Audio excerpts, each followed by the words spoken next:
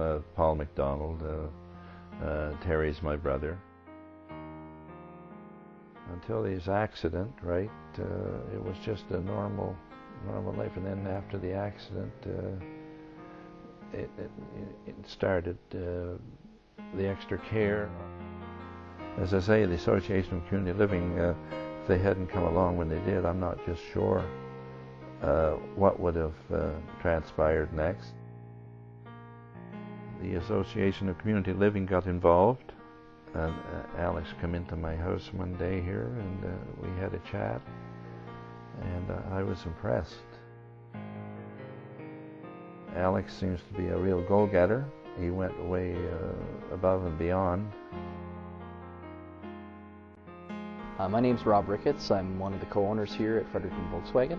We've been here for 5 years, a little over 5 years this April, and Terry's been with us for the better part of, I think, 3 years. He brings to work every day, that he comes in a positive attitude. He's, really excited to see everybody. Everybody's excited to see him, so it's a really good thing for morale. I think, having community living involved in these types of projects and sort of working as a liaison between some of the people with the intellectual challenges and employers in the community, or different organizations in the community, it goes a long way, because how would I ever know to get involved, or how would Terry ever know to come and become a member of our team? It would never have happened if it wasn't for an organization that would go out, actively seek involvement from the community, and then work with the individuals.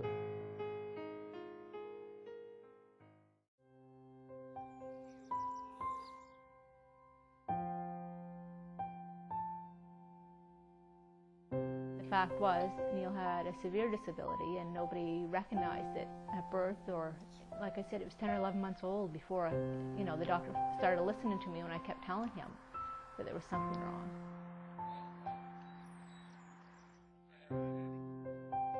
Early on, when we found out Neil had the problems that he had, it affected us tremendously, because we were alone. Although we were surrounded by family, we were alone, because we were kind of black sheeps, I guess, because of the disability. You get tired, after a long time of that, and people always closing the door or closing it behind you once you've opened it. You get very tired, and then an organization like NBACL comes along and regenerates you, rejuvenates what you believe in as a family. And they stand beside you, and they hold your hand, and they cry when you cry, and they laugh when you laugh, and that's very important to families, to have that feeling of togetherness with an organization. After our first meeting with Krista at NBACL, it was a huge relief off our shoulders. NBACL was there to support us when everybody else walked out on us. NBACL was there to tell us that what we were asking for Neil in inclusion at school was not outrageous, it's what Neil was entitled to. So for us, it's a big relief to, oh well, we're not wrong, we are right. And there is somebody there that can help and support us, and will help and support us. Neil was very sick last year, and I'm not sure if things didn't turn out the way they did for us, how we would have been able to handle their outcome. People from the NBACL came to visit Neil in intensive care.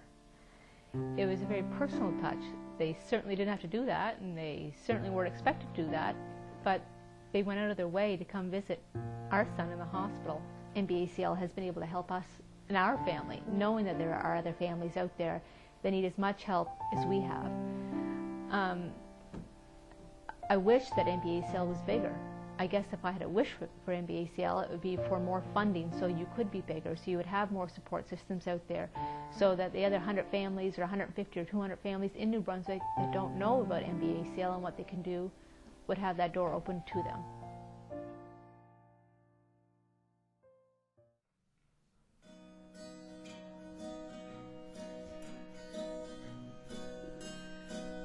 My name is Daniel Collette.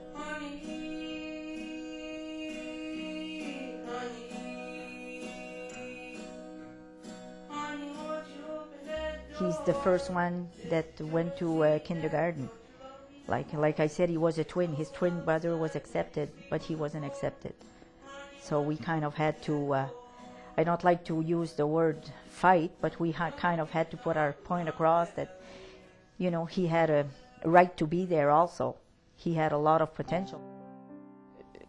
It was my passion to go to do a radio.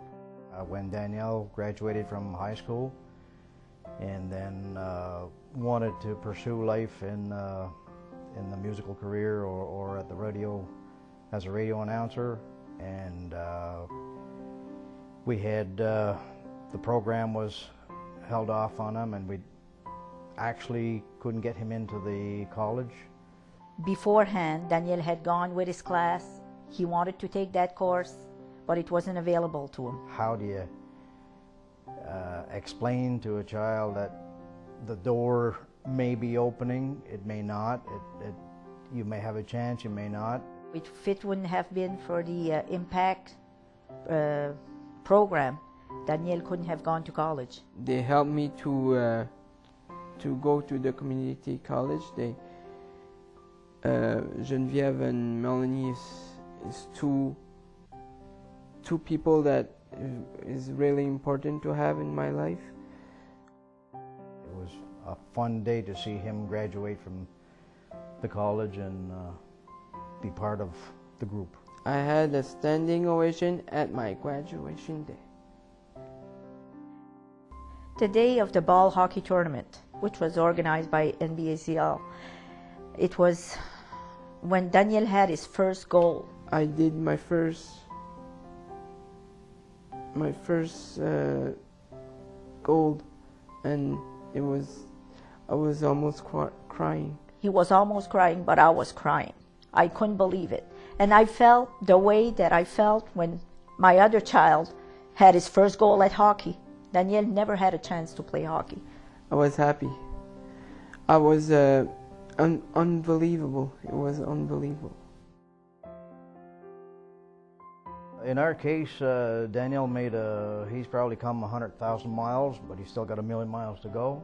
We do a lot for both our kids, actually. But once we're gone, you know, I don't think he'll go too much out for breakfast, or because the money won't be there or whatever. It's really important to have the NBACL for me.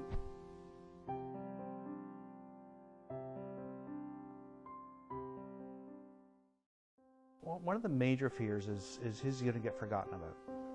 At the school level, he's with his peers, and his fellow students see him every day. Once graduation happens and he doesn't go to university with them, is everyone just going to go on and forget about, you know, my son Neil?